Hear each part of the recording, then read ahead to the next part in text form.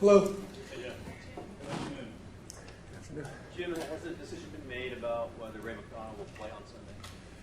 No. For you, what goes in a decision for you?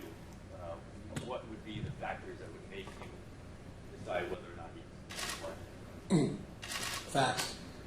Information. And are you actively going out and investigating? Are you listening? How is that happening with your involvement? Well, I mean, I wouldn't concentrate on who or what who is doing or who's making the decision. It's what's going to make the decision. That's information and fact. Is he preparing as if he's playing? He is practicing.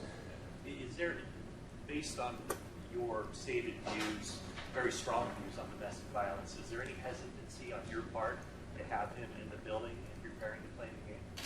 Well, there's two very strong principles at play. Number one is we will not tolerate domestic violence, and the second principle is the respect for due process. Due process can take a while. So just based on your conversations with Ray and what the 49ers have learned in their investigation, if you learned, are you comfortable with him playing Sunday?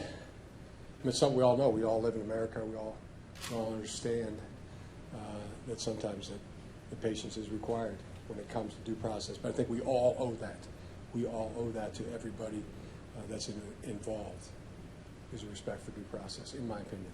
Due process is a legal term. A lot of people, including probably all of us, if we've been arrested, we'd be suspended, awaiting the legal outcome. You don't think it would be prudent to maybe sit in until you have all the facts? As we have said, I mean, you want to say it in a different way. I mean, this America, you're innocent until you're proven guilty. I mean, I don't know what more I can say about that. I have great respect for that principle. So in your mind, he must be guilty for him to be punished by the 49ers? It'll be based on information and facts. In your meetings with Ray over the past few days, I'm assuming you've had them, what kind of sense do you get about his mindset and the story that he told you? You know, we could talk about that. We could talk about what those conversations have been. We could talk about what our relationship has been. I mean, I've known him for 3 years, etc. But you know, how relevant is that? I mean, it'd be the decision that you're asking about is based on information and fact. I think it's very relevant because you would have looking him eye to eye, you'd have an opportunity to really get a sense of where he's coming from. Yeah, I mean, as I said, I mean, I've known him for 3 years. I've had many conversations. You know, anything I could say would be positive. But Matt, what I'm saying is we owe to everyone involved a respect for due process. So. Jim, are you waiting for the legal? Then you're waiting for the district attorney to either file charges or not? Or? Waiting for information and fact. If he had told you that he had done this, safe to say he would not be playing. This is a legal matter, and you know my position, and that is to everyone involved, is to allow due process to take place. Have you told players in the past, if you put your hand on a woman, you're not going to be a 49er anymore? Have you told them that? You don't have to rely on any source. What I've said to my team, I'm on record very clearly, Tim, with how I feel about the subject, domestic violence. What was his demeanor at practice yesterday? Huh? What was his demeanor at practice yesterday, and did it impact the way that the players approach practice? There's probably a lot of questions we could answer, a lot that we could ask. I feel like I've answered as much as I think it needs to be answered. But he was on at the subject. practice It's a yesterday. legal matter. Remember that, please. Remember that this is a legal matter. If you move forward, and this is probably slightly embarrassing in week 1 when you'd like to be talking all about football here, how do you move these guys forward? You're a couple days away from going to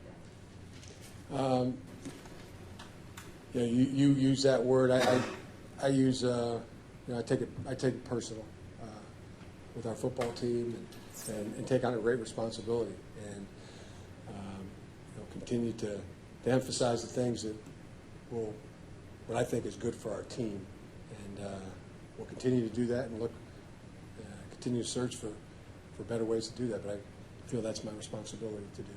Jim, your team has led the league in arrests in the past 3 years, not a very nice statistic. And I know that you, like before minicamp, when minicamp ended, you sat them down and said, be careful the next couple of weeks.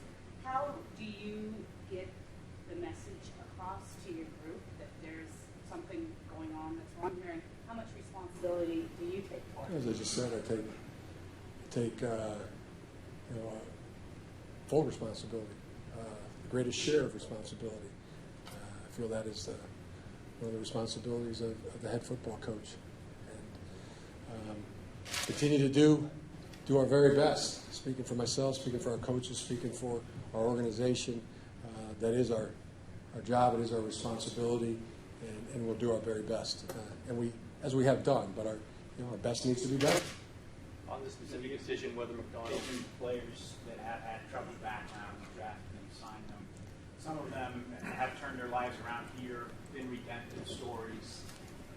How do you balance that of taking a player who might have a risky past and then, you know, not taking that player because maybe they do get arrested under your auspices? The thing we continue to point out is self-motivation. I think that is the only lasting thing, and continue to do a good job and take our responsibilities and do a better job of it. I think I've exhausted the subject. Jim, on this specific decision whether McDonald plays Sunday, is that your decision? Is that Trent's decision? Is that Jed's decision? Again, I see where you're focused on the who is making the decision. I feel like it's, and I've explained this, that the important thing here is what's going to make the decision, and that'll be based on information, it'll be based on fact, Tim. But someone has to decide what the facts are, correct? I mean, someone has to decide this is the preponderance of evidence. Who makes that decision? In my opinion, it's what?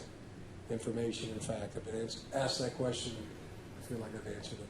So do you think something could change before the game? I mean, the next few days, it's up in the air as to whether he'll play or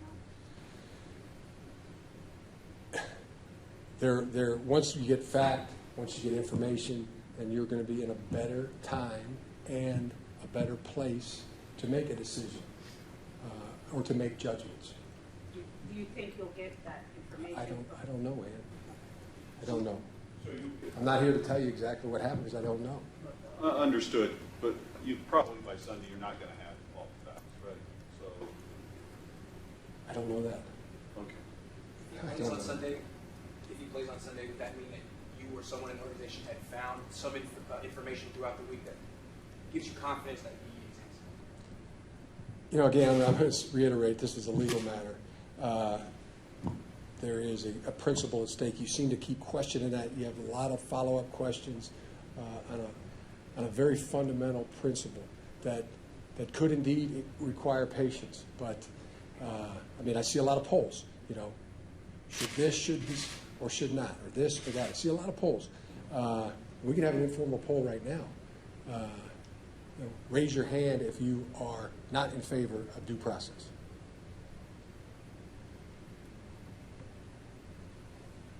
Not one hand. Complying with due processes, Jim. It's in the Constitution, Tim. No, but that's- Thank you. I've taken as many questions as I You're can not take putting on him in it. jail. It's in the You're Constitution. not It's well putting- defined. The Constitution Fifth is about Amendment. putting someone in jail, not about whether he plays football or not. That's a difference. Man or woman is not to be punished before due process occurs. Your general manager said yesterday. I've taken as many questions as I'm going to Okay. take on that subject. Okay. If you have a question on, Okay, your general manager said yesterday that he's always concerned about distraction. This is a distraction. What have you learned in your coaching experience that you'll apply to avoid this being a distraction? our expectations are to have a great practice, great meeting. You know, the medicine's out there in the football field, and our preparation for the game Sunday is is most important for today's practice and today's meeting. Alex, maybe you had a question? Yeah, are Brandon, Lloyd, and Steve Johnson at full health going into this first game?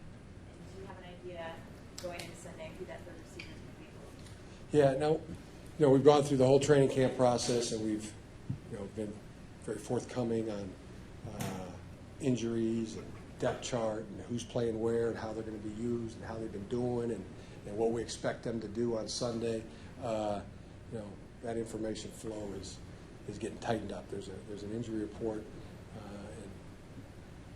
and that's about all we got for you. Alex believes he's ready to play Sunday, and he said he met with you, felt it was positive. This is a business. Are you confident he can be ready to go as of Sunday? Yeah, we'll see. I mean, there's, he's getting back into practicing, meetings, et cetera. So it'll be a process. And again, we won't divulge who's going to be doing what and how they're going to be doing it. As much as we can. We'd love to have that information from the Cowboys. In shape? He appears to be. Is there a plan to remove that roster exemption?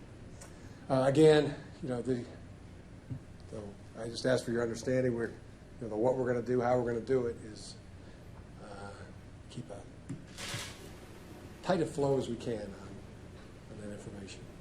Michael Crabtree, this is a bit of a homecoming for him. How has he been in practice so far? What have you noticed? Anything about him? Like bigger jump in step? I know he's very excited about it. He's never played there. That's where he's from. It's definitely a big deal to him. Do you expect to have a lot of family there? I would think so. Close family. Generally, with the receiver, with the backup quarterback, with this position, that position, is it your philosophy to just keep competition on the practice field a weekly thing, and that the depth chart, whether it's real or made up, is constantly fluid? Again, we could go into the philosophy of, that is football, what you're talking about. So that kind of your question, yes, to whatever your question just was. I kind of forgot it, to be honest. So there's always competition. There always is in football, sure. Couple more? Jim, statistically speaking, the Cowboys had one of the worst defenses in NFL history last year. They don't have lead, they don't have standard. It appears they could be worse. What do you see, on film? What kind of challenges could they be? Well, it's looking at a beefed up defensive line. They're a fast team. They have. I'm sure they'll have things for us in the first game that you don't expect, that they've been preparing for. That's the challenge that it always is in a first game of professional football.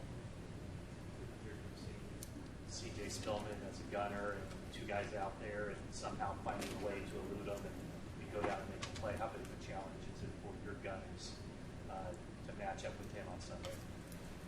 Very much of a challenge. We know what CJ's capable of doing on the football field, and it's a race to get to know their team. And we know CJ, but some fact, he knows a lot of our guys. So the scouting report, close the gap on that will be very important as the week goes on. Last one, guys. Go back to the game 3 years ago when the Cowboys beat you, and just to kind of show everybody what Romo's capable of doing. He's a great quarterback. That was one of the games I have great respect for Tony Romo, and what he's done over the course of his career, but saw that one firsthand. Looked like he was going to be out of the game and came back and led a fourth quarter comeback. He's a great player.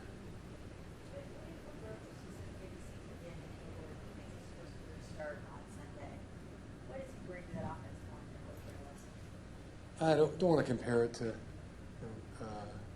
player last year.